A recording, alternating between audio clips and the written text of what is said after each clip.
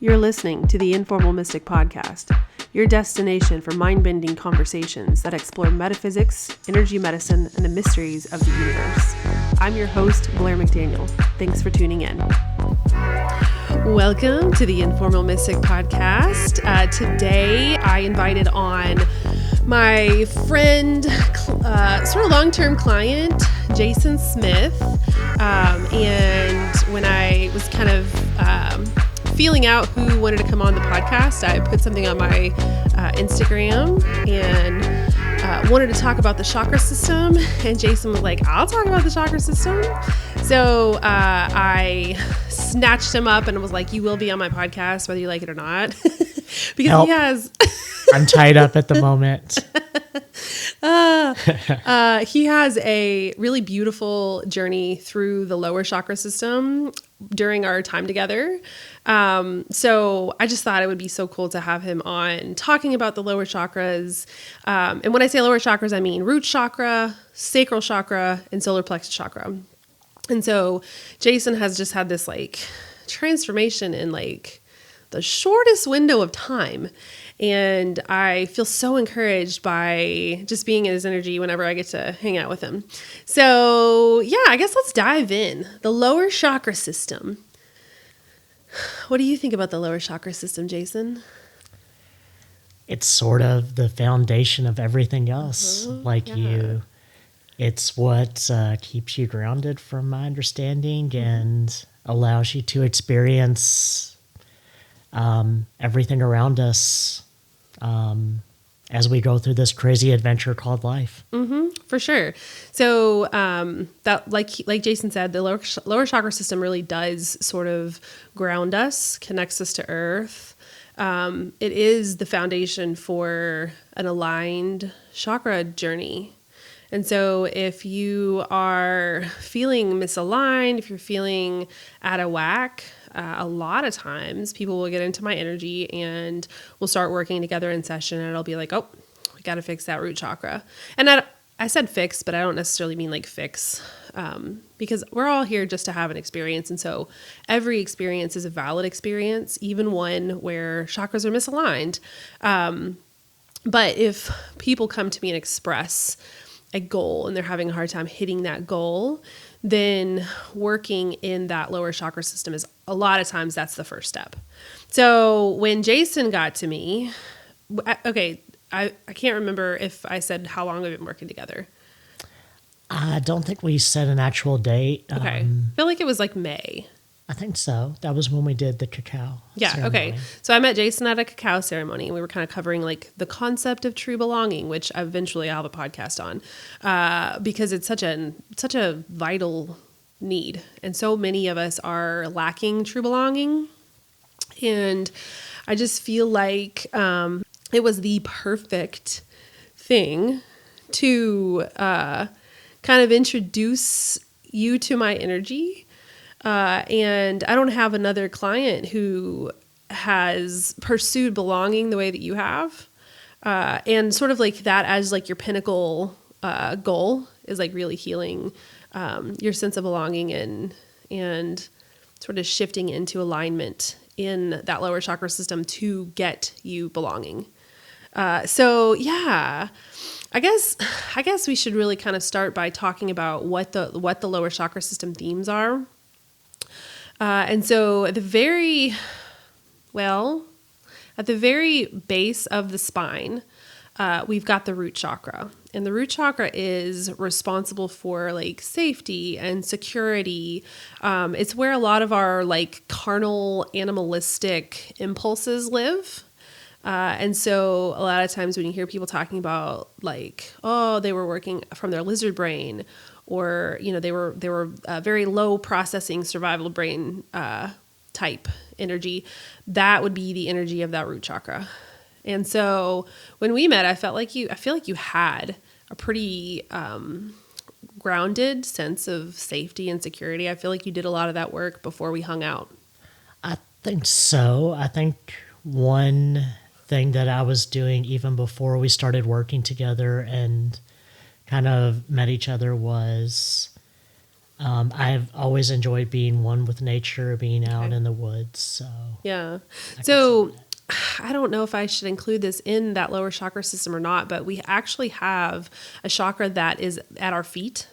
And it's sort of the gateway to earth energy. And so everybody has this chakra under their feet. It's almost like a little bit of like an area rug. And it kind of spans, maybe,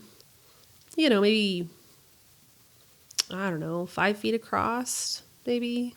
I mean, I can't get a measuring stick out because it's all astral energy.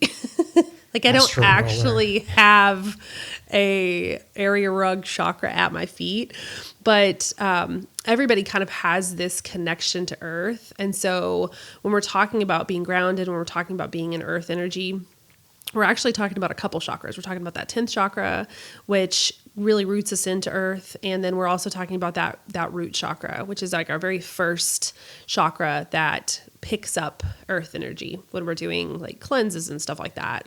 So you had a sense of security. You had a sense of safety.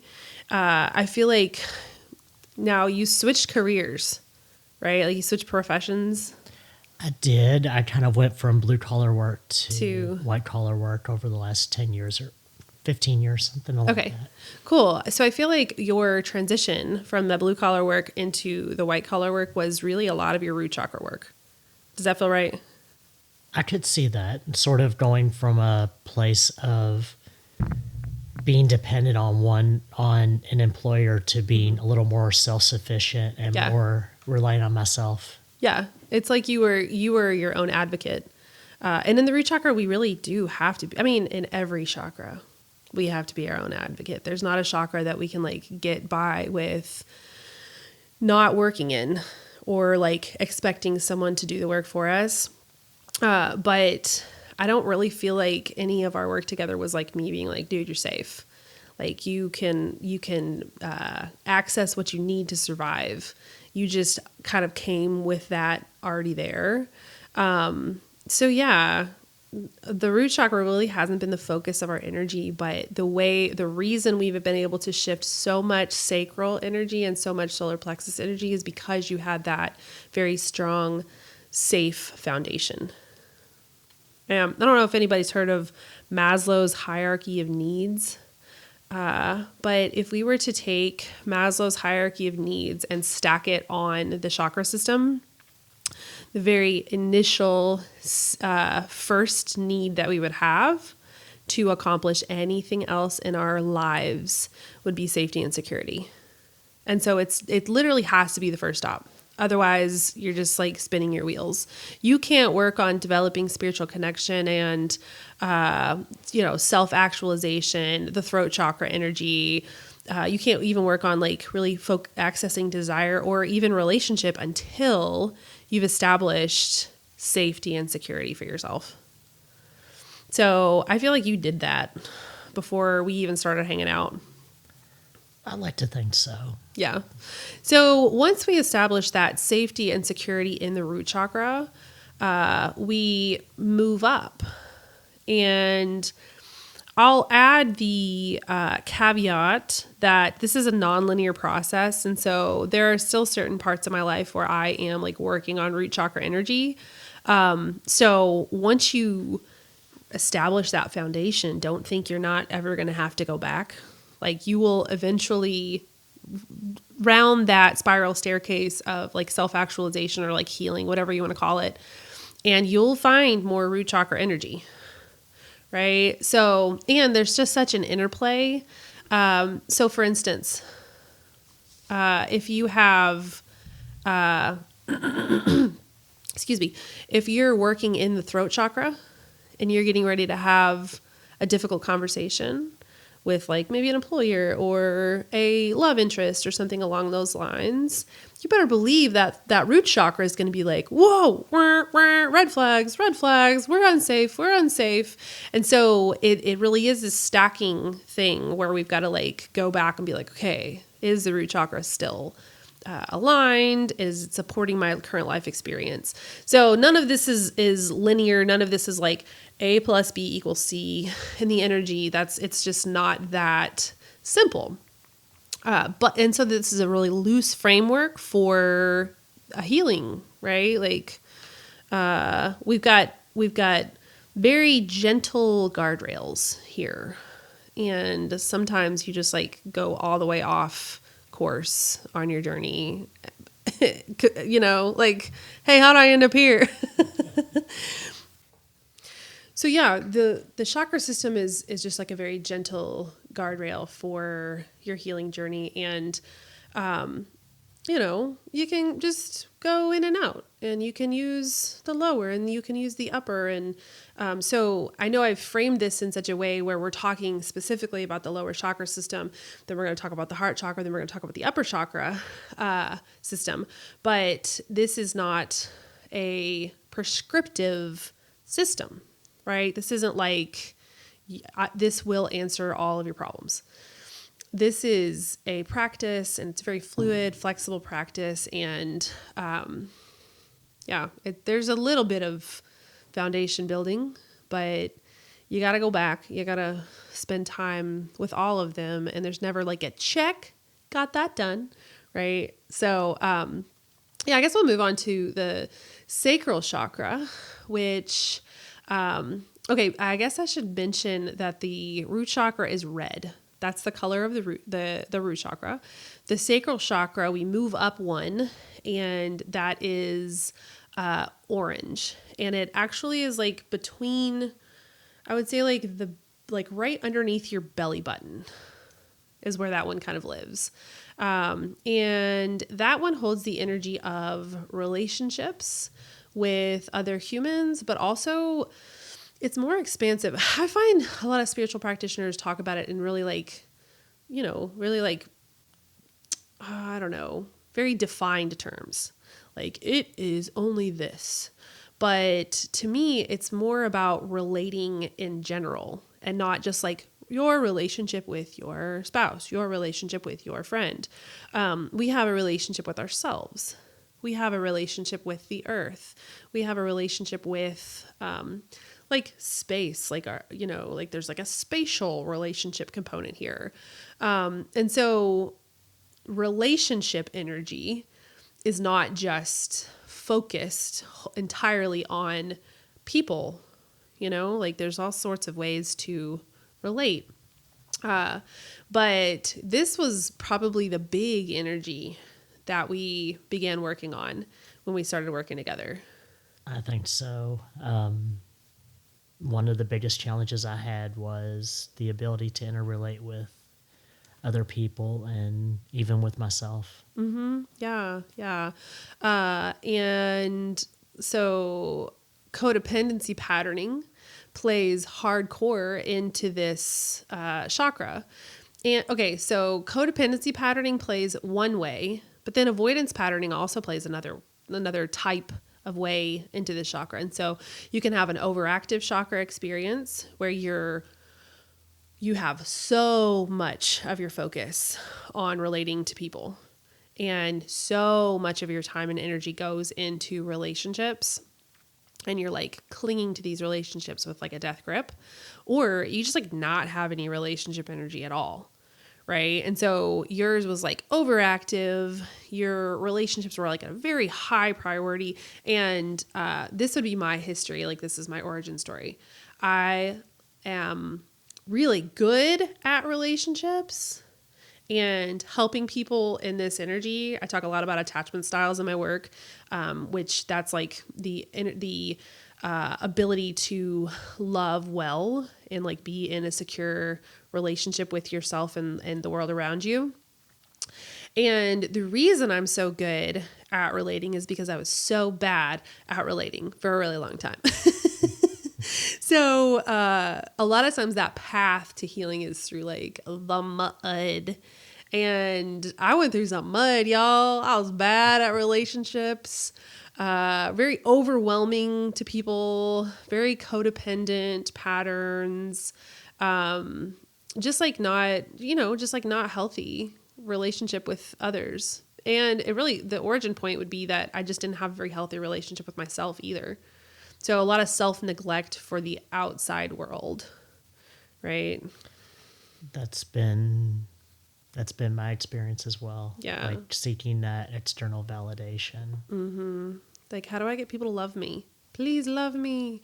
Will you love me if I meet all of your needs? Will you love me if I serve you? That would sort of be the way that I was angling in to get that love and connection. And, you know, it just wasn't, it was just a very limited life experience that exhausted itself rapidly. So It can definitely get tiring catering to everyone else's needs at the cost of your own. and the resentment. Oh my gosh. I was such a resentful and angry person, which is so strange because I feel, as far as anger goes, I don't feel like I have a ton of anger anymore. Anger to me now is like a symbol, or a signal, not a symbol, signal. And what it tells me is that something's amiss and I'm like attaching in a way that's not helping me. And so I get to use anger as like, oh, okay, let me heal this.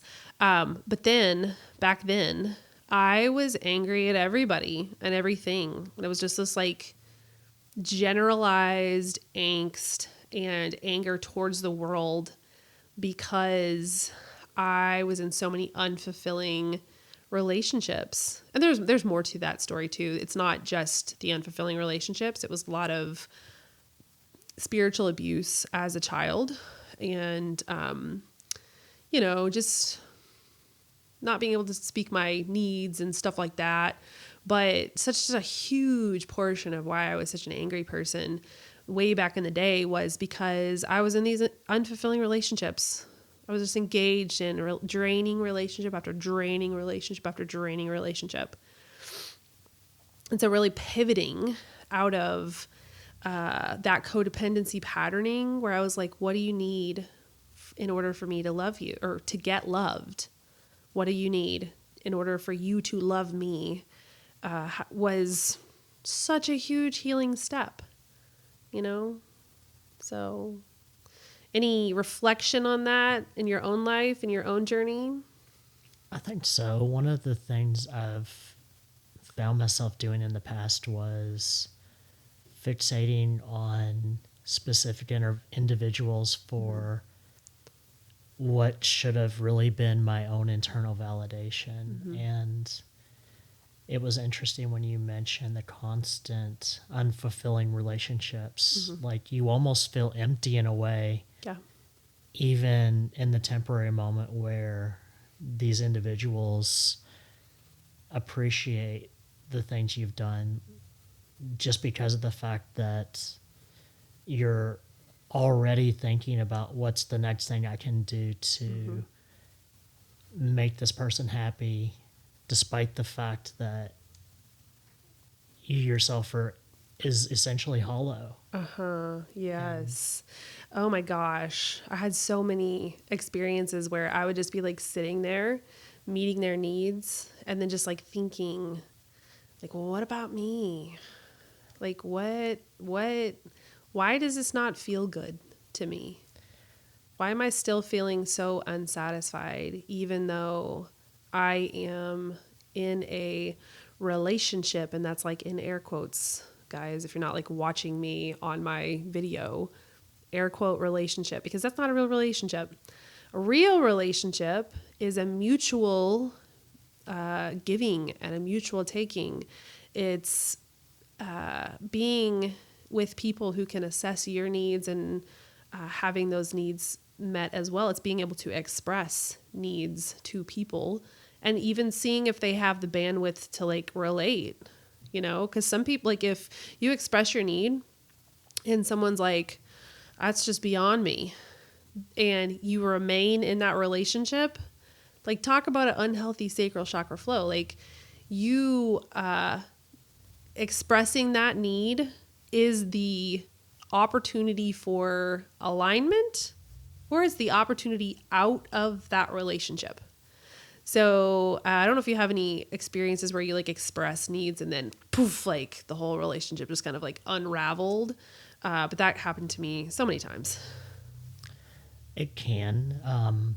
one of the things I've tended to notice is I've grown resentful towards others and it was almost like in my mind, I was almost looking at it as a transactional thing. Mm-hmm. And when I wasn't getting back what I thought I should be getting back, I would grow angry, and it would ultimately, everything would blow up in my face. Mm-hmm.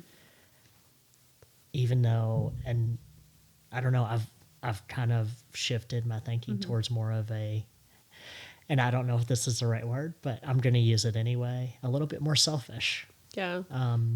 If the relationship crumbles as a result, I mean, hopefully that doesn't happen, but if it does, then it kind of is what it is. There's your sign. There's your neon sign right there. Yeah. So Jason has been using the word selfish quite a bit lately, and I'll offer you. I'm a selfish person. It's not selfish. I'll offer you that reframe. I haven't really offered you the reframe in session yet. So here you go. Are we in session? No, we're not in session. We're doing a podcast, but I am going to offer you the reframe of just caring for yourself.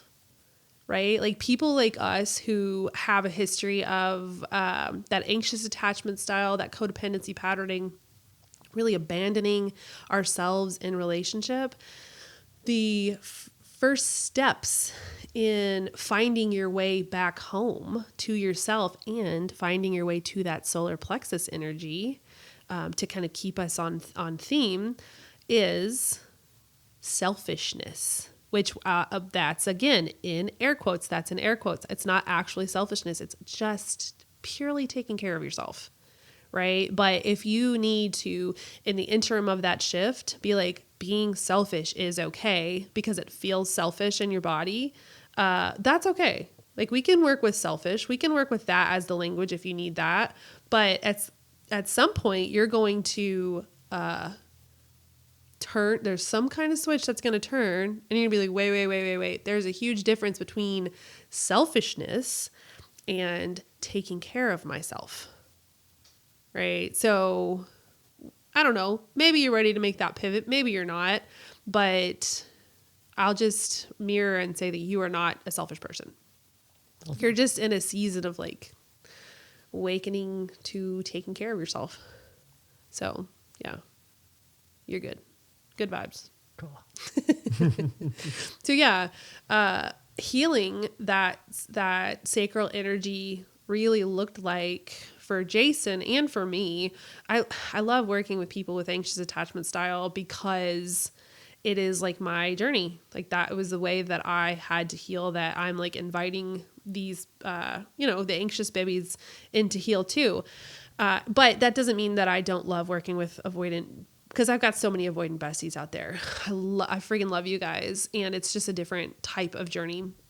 But what helped me and Jason get a more healthy sacral flow was really pulling all of our external focus into the self.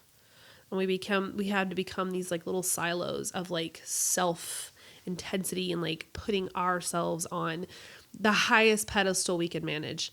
Because for such a long time, when you have that very mismatched sacral flow, you're at the very lowest pedestal you can manage, right? Like, you want to put yourself so far down because you want to take care of the people around you so badly that you basically don't even have a self anymore, right? And so,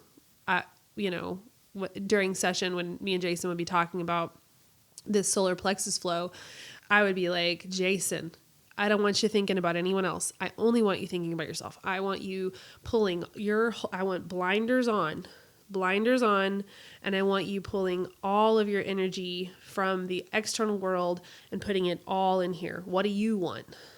And that's really the question of the solar plexus. So I guess I want to spend a little bit more time talking about the sacral chakra, and I want to frame it in that avoidant framework, but really wanted to kind of hop up to the solar plexus too.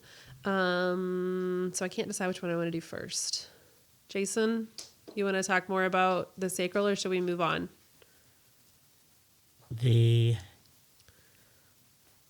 the interest of being selfish, I want to move on to the solar. Oh, he wants to talk about that. Perfect. I love all y'all avoidance out there, but I'm definitely on the other end of the spectrum. Okay, so we'll loop back around and talk about the avoidant experience for the sake of continuity and selfishness in air quotes. So when we kind of pull all of our focus and all of our attention back into the home of the self, we hop up into this very beautiful solar plexus flow. And the solar plexus is yellow, and it would be right around where the diaphragm is, probably like the top of the belly button to the bottom of maybe the breastbone or like the rib cage.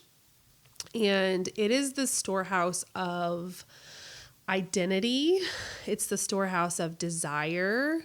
It's the storehouse of creativity, and just like this really vibrant, powerful space in the energy body. It's called the solar plexus because it's like the sun, like, solar, like bright, vibrant, glowing growth area. And so Jason, begins dismantling this codependency patterning and hops up into the solar plexus. And the primary question that he was asking himself is, who am I? And then a secondary question would have been, what do I want? And so it was like these two questions because I feel like it's probably still there. I mean, everybody's still there. That's the main question of the human experience is, who am I? And by extension, because it's almost the same question, what do I want? Because your desire is the gateway to knowing yourself. Everybody has a specific set of desires. In fact, I might have a podcast on timelines and how we exist on this spectrum of timelines. But that's for another day. But the only differentiation between human experiences is the desire, the built-in desire of that human experience. And so desire really is this like guiding force, and I love that it lives in the solar plexus because I'm given the imagery of like a sunflower kind of tracking the sun through the sky. And if we can sort of fixate on what our desires are and really work to purify them, we can self-actualize and like have the human experience so much more fluidly and easily. And so, some people may frame it selfish. I don't think it's selfish. But that question of who am I and what do I want is really, that's the question of the solar plexus. But I think that's really by extension, the question of humanity. I think so. Like, I don't think you can like downplay the importance of that question.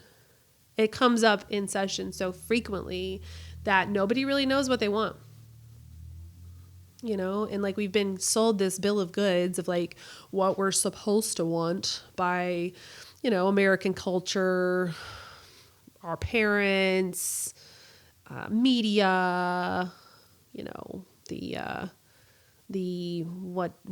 Bravo channel, the Real Housewives. They'll tell us what we want, but that's not actually what we want. Maybe we just want a fulfilling relationship. Maybe we just want, someone to spend our lives with. Maybe we want to start a business. Maybe we want to help people heal.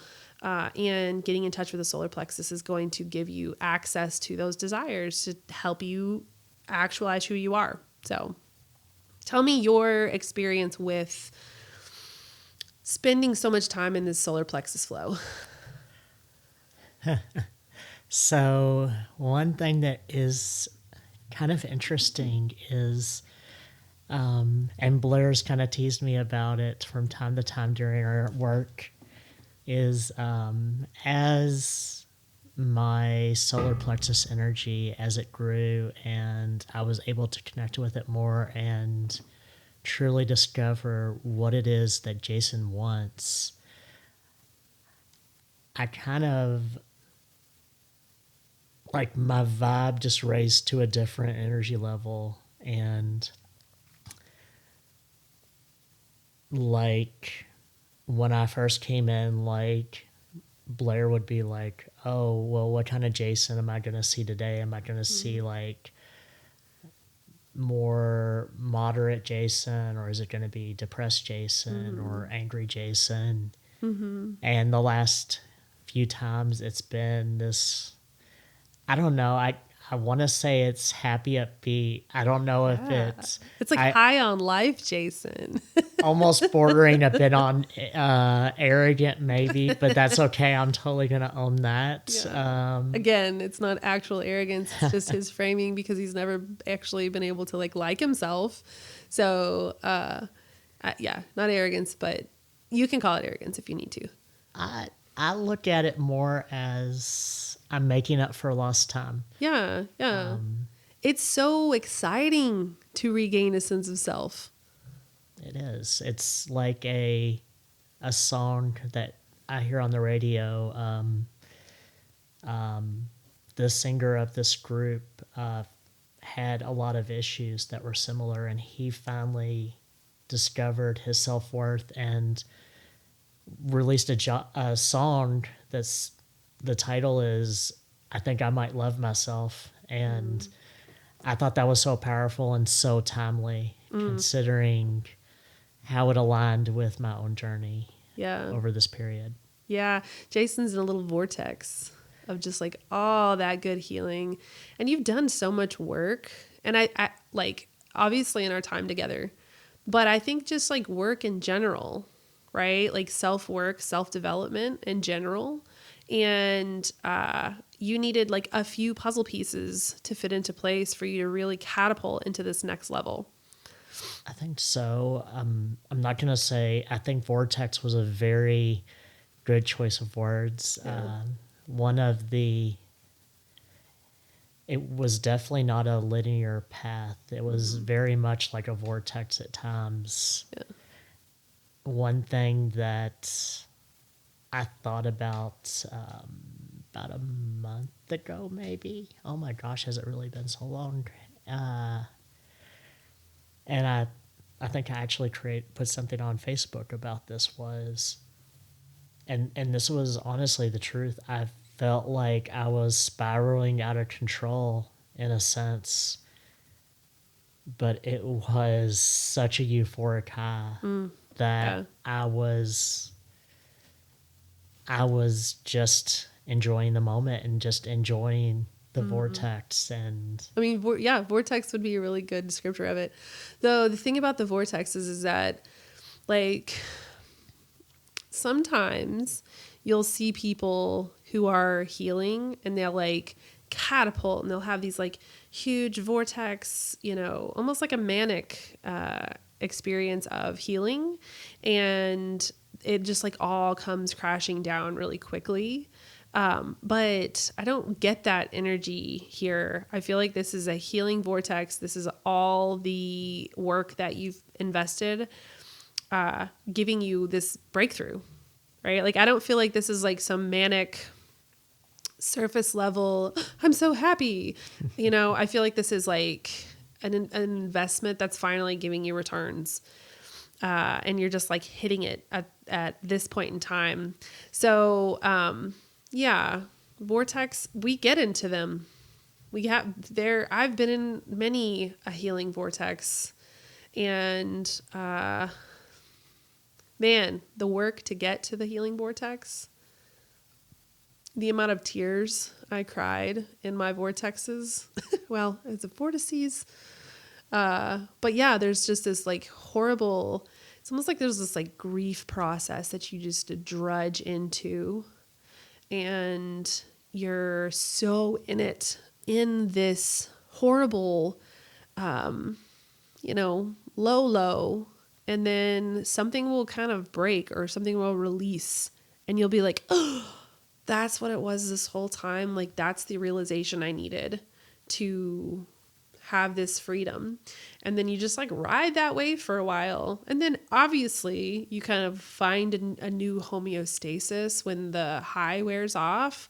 But the thing is we're transcending our vibration. We're raising our vibration. As I karate chop my mic, we're raising our vibration, and the new vibration will stick, right? There's like I wish I could like pop up like a little like infographic on the cell phone screen or whatever.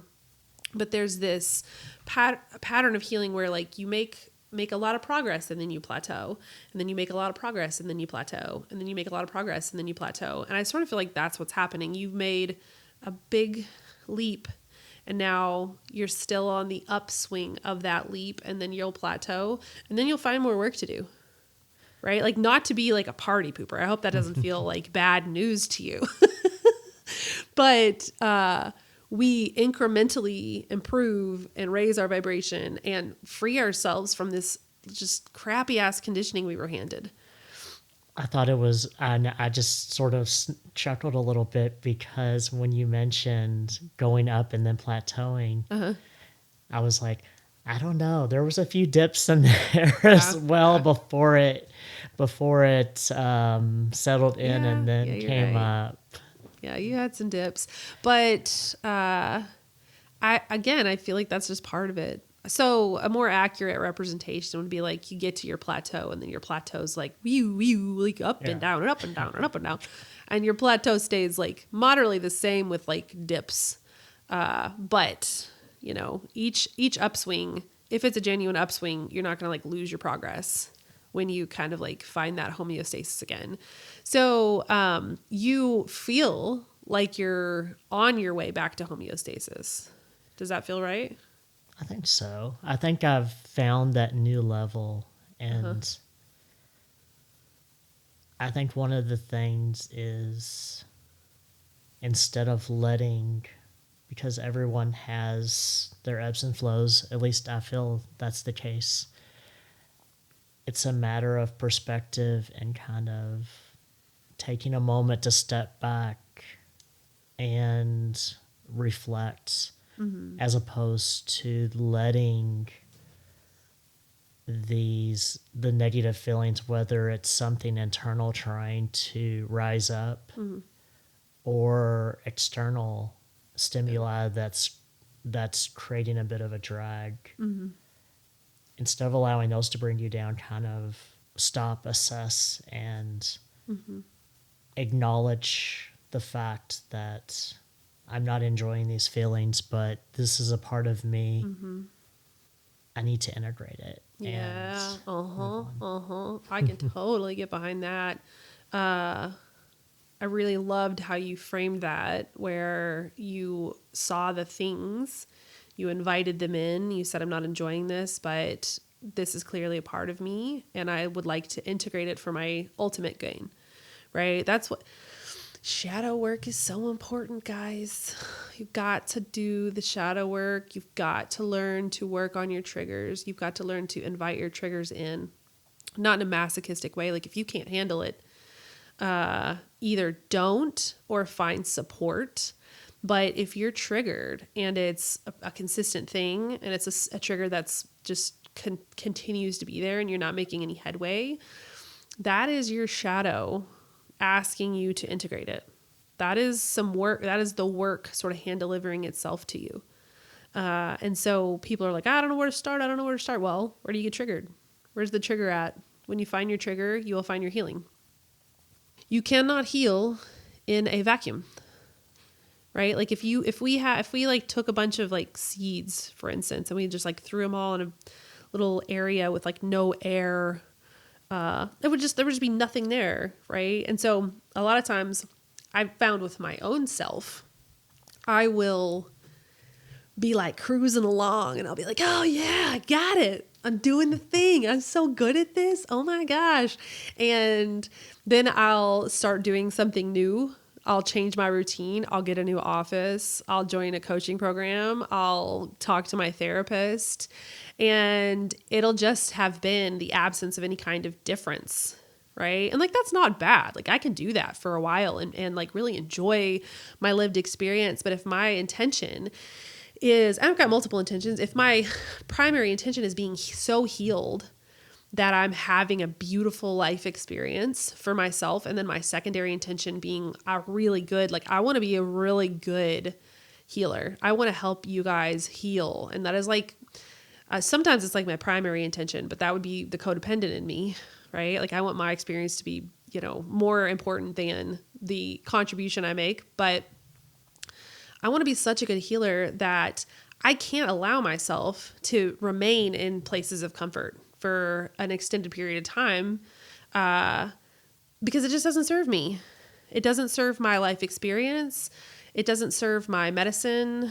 And so really shaking things up. Okay, for instance, I'll give you an example.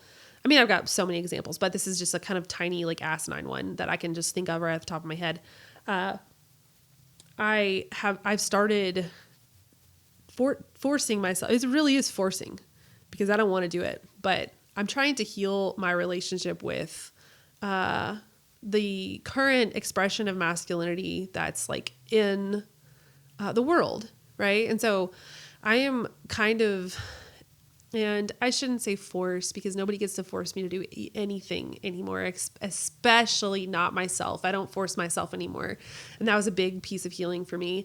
And so I've invited myself into this opportunity of shifting, would be the reframe. But low key, it still feels like forcing. But I'm talking to men just out in public, strangers that I've never met. And I'm just trying to make small talk with men so that I can feel more comfortable relating to men. Because I would say the majority of like the spiritual abuse I incurred or experienced, whatever you want to say, was at the hands of men.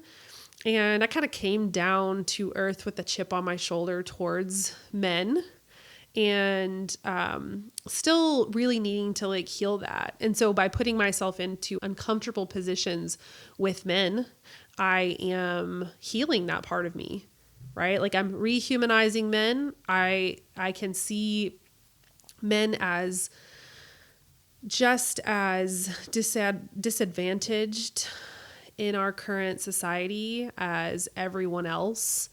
They may have more like physical assets, but emotionally they're completely blocked off, probably really freaking lonely. And, when I can engage in the energy of someone that I don't know who is a man or who identifies in that masculine way, I can heal myself to be a better connector. So yeah, that's just one way that I'm kind of like forcing myself out of my comfort zone so that I can have some more healing, right? You have any examples of that the edge of your comfort zone and kind of pushing beyond? Probably one of the biggest things is I've never been comfortable around rooms of strangers. Okay. Usually I've relied on the kindness, for lack of a better word, of someone to kind of engage me first and integrate me into a group within that space. One of the things I've worked really hard on, and we kind of use the analogy of you're standing at the top of a volcano. Mm-hmm. Do you want to flee for what you know is safe, or do you want to jump into the volcano? Not that I'm suggesting anyone literally do that. Please don't jump into volcanoes. Yes, standard disclaimer. We are not liable for any. If you jump into a volcano activity. Why don't we just call it like the deep end or something instead of a volcano? Volcano seems so violent.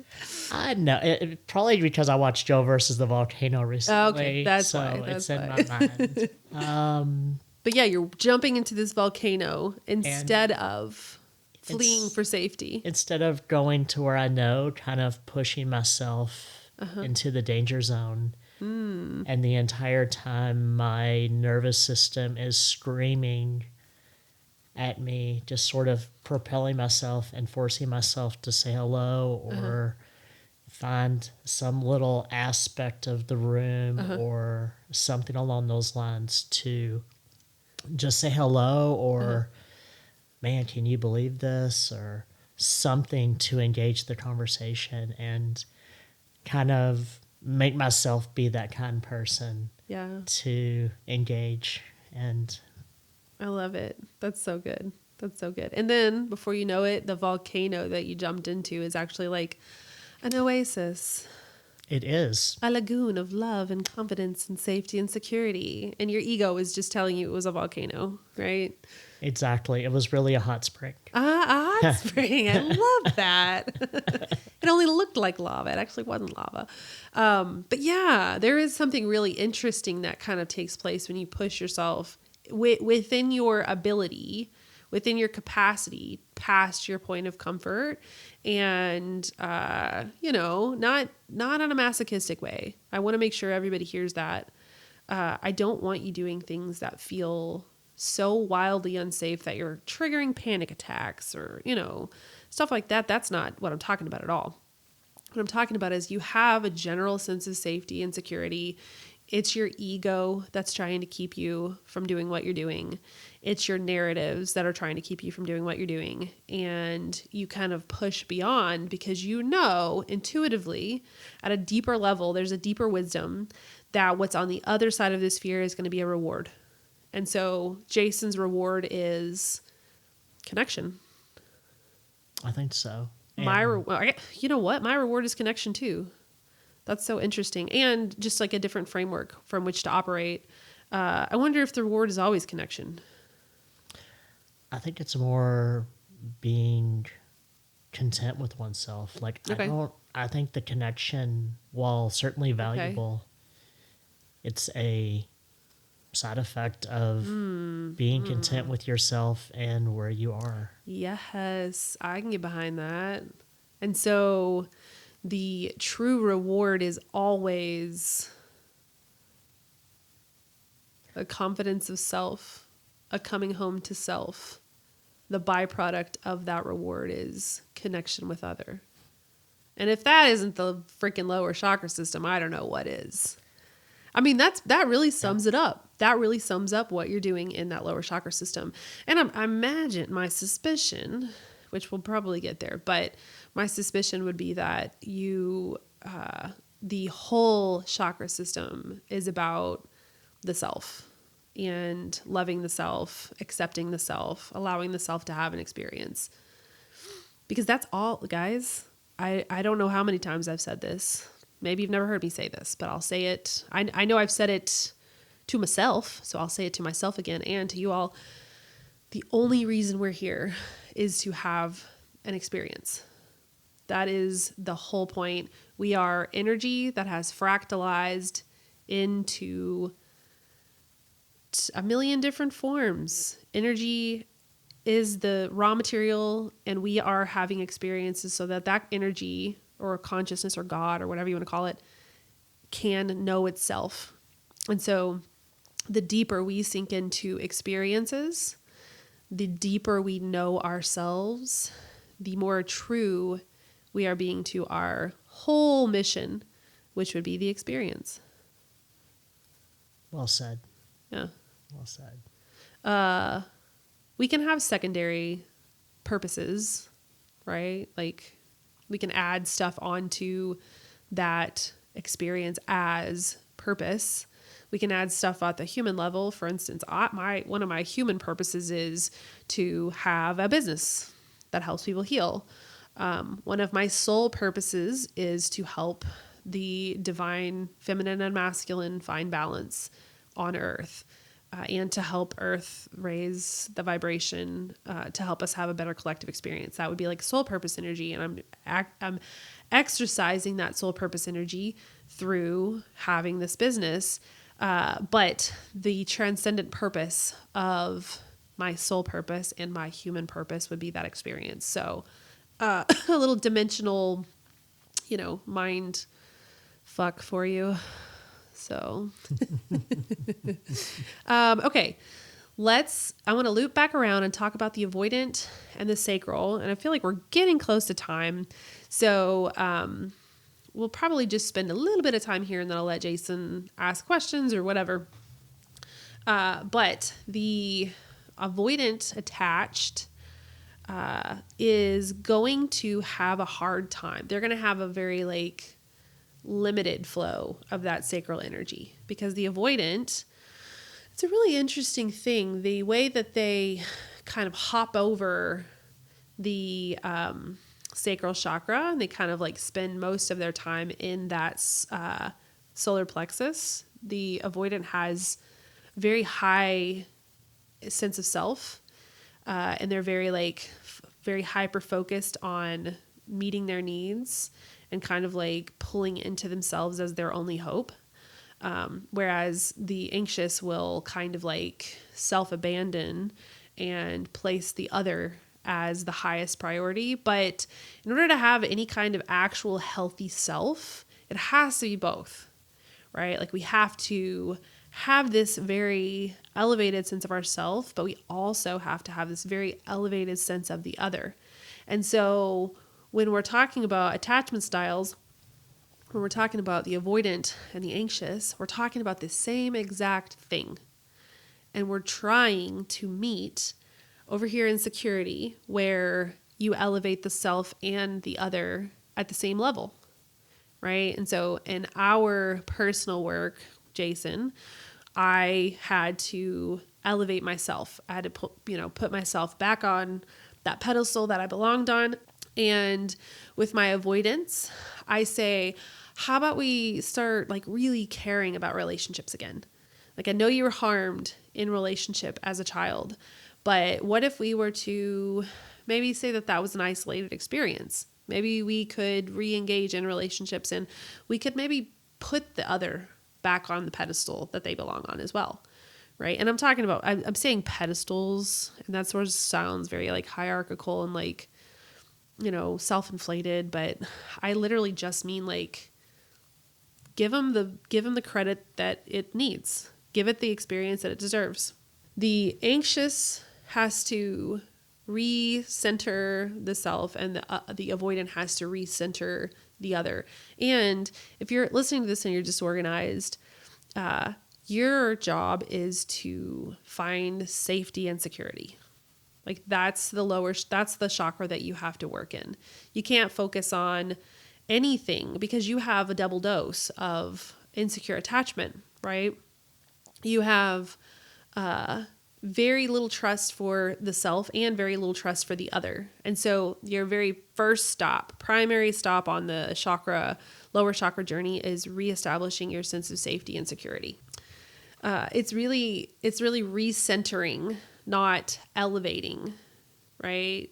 It's pulling people back to the level that they belong on, not putting them on a pedestal. That wasn't necessarily the most helpful framework I used. But yeah, that's how I'm thinking about it in terms of the sacral chakra with avoidant and anxious attached.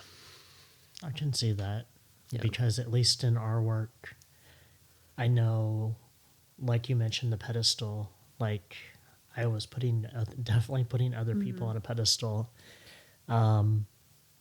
Some deserved it more than others, but so I could certainly see how the avoidant would kind of be the opposite. Yeah. And the goal is to kind of find that equilibrium. Mm-hmm. Yeah. Yeah. And it's like a gift. Our ability to really prioritize people and see them, that's a gift. And when I'm working with avoidant people, I invite them into this knowing. I'm if you want to know how good it feels to love other people, here, I have so much experience loving humans and really caring for them. And in turn, they often invite me into the love of self, right? So it's this really beautiful dual healing process that takes place when you're working with an avoidant or an anxious. I love the attachment system, and I really like how it lays on top of the chakra system as well. But I just love working with people towards that earned secure place. There's nothing better than when we hit one of these vortexes where it feels so good to, recenter whatever it is you're needing to recenter. And it's just like the sweet spot, and it's so fulfilling for me. I'm sure you enjoy it more than me, but I'm over here like, yes, slay. Yeah. It's nice. It's nice to have that equilibrium. Like, admittedly, I'm digging the work on myself. Going back to the selfish theme I've been, but it's amazing that you also get the joy and the thrill of seeing that the scales balance out, for lack of a better word. Yeah. That's really cool. Okay. You were talking about how, like, actually in session, and this is kind of asinine, I don't think you would mind me sharing, but today you were saying something of the effect of, like, I'm having a really hard time. I'm having so many relationship engagements that I'm having a hard time keeping up with everything. And I was like really encouraged because you keep calling yourself selfish and arrogant. And then you said that, and I'm like, bro, you're not selfish and arrogant. You still really care about people, right? Like you were on a date with this girl who and you tried to order shellfish, and you had forgotten that she had a shellfish allergy, and you cared so deeply about that. And you were like, I don't want to be the kind of person who forgets stuff like that.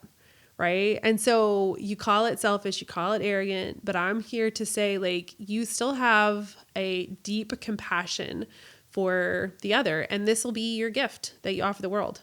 Right. The way the attachment styles work is when we're stressed out, we kind of return to our little attachment origin, and we get better and better and better at not staying there or remaining there as quickly. But you'll probably always be aware and working with that codependency patterning and that anxious attachment style. And so your gift will be your capacity to love your fellow man, just like mine is, right? Like my gift that I learned over a long life of anxious attachment style is that humans are beautiful, right? Like I can't even get that mad at them when they do dumb things or like hurtful things, which I'm working on the process of like really detaching from people's ability to hurt me. It's all them. It's all their narratives. It's not me at all. But I can't even be that mad when they do really dumb things because I just love people so much. And I think despite the fact that I think a lot of it is, oh gosh, and I hate to use the word fake news, but I think the news on both sides of the spectrum, like they sensationalize and trumpet these negative connotations. I guess that's what gets people drawn is the negative emotion. But I still really, really believe in my heart of hearts that the people are trying to do the right thing. People are trying to do good. And I think the net positive far outweighs the negative. Oh yeah. I'm certain of that. Yeah. I'm certain of very few things, but what I am certain of is humanity is progressing. I think so. I don't think we're going backwards. And I know that a lot of people do. A lot of people think that. But think about where we were like, I don't know, a few hundred years ago. We had just active slavery. We were dying like, I don't know, when we were 30. It was just not rampant, child labor, things. Kids were working in coal mines and crap. And this is a really bad summary of history. But if you want to look at history and you want to see the progress that we're making, there's a redemptive nature to the arc of humanity. Like, we're trying to get it together, and we're continuing to try and get it together the more and more awareness we grow and gain, right? And we've got some people in positions of power that really don't need to be in positions of power, and some evil that has been like manifesting and playing out on the world stage. But when we're talking about humanity in general, we're talking about the collective experience of humanity. I love it. I love people. I love it here. I want to be here. I want more humans to be here. I'm happy that I brought children into this world that can help perpetuate. That was too close of a word to use. I don't want to raise perpetrators. I want to raise perpetuators. But I want these kids to help carry the mantle of humanity on this redemptive arc, right? Like, I want this to remain our forward momentum. I want the progress to continue. And so you won't find me being all gloom and doom. I very, very rarely will be all pissed off at humanity. I'll grieve that we have the experiences that we have. But for the most part, I'm really happy to be here, and I love people as a general rule. So yeah. I guess with that, we'll close her down. I don't know what else I could say after that. That would. How do we top that? I love humans. Well, what else do we talk about now? Thank you so much for coming on. I had a really good time. I always have a good time when I'm hanging out with you. But this was a really enlightening conversation. And I hope that it will connect people to hope for themselves. Hope that they too can have these like really beautiful healing experiences. You are not like too broken to heal. Jason, like he said, Jason came and he was like, you were pretty depressed. I think so. Yeah. And it hit some very interesting low points. Yeah. Not to say that he couldn't have figured it out, or like you couldn't have done the thing. But you were so committed to, the thing. You were just so committed to our work, and like the time that we spent together was just like so fruitful. And you just did the things. And now here you are in this like really beautiful season of confidence and comfort and peace, right? Until that next healing layer comes around and we get to start it all up again. But yeah, this has just been so beautiful, and you're really in like this refinement period. And I just feel like it has the capacity to be such a hopeful message for people. So I hope that has kind of encouraged you and inspired you to really invest in yourself. You're totally worth developing a relationship with. You're worth tracking down safety and security. You're worth learning how to relate to yourself and other people. And you're totally worth this, desire. Like, you can connect with who you are, you can connect with your desire, and you have everything you need to have a beautiful, vibrant life. So on that note, we'll close it out. Thank you so much for coming, and we'll see you next time. Thanks, Blaire, for having me. I had a wonderful time. Okay, that was so much fun. I'm so grateful to Jason for coming on the podcast, sharing what that lower chakra system journey was like for him, and kind of giving you guys a clue into what it would be like to work together. If you want to know what it would be like to work with me, head to my website, informalmystic.com, or send me a DM on Instagram, and we can book you a quantum insight session, which is just sort of my energy reading / discovery call fusion. And we can explore your energy. We can discuss what it would be like to work together and what your journey through the chakra system might look like. Be sure to share this episode with friends, family, loved ones, and like, share, subscribe, review this episode. Give me 5 stars if you enjoyed yourself, and I'll see you next week. Stay mystical.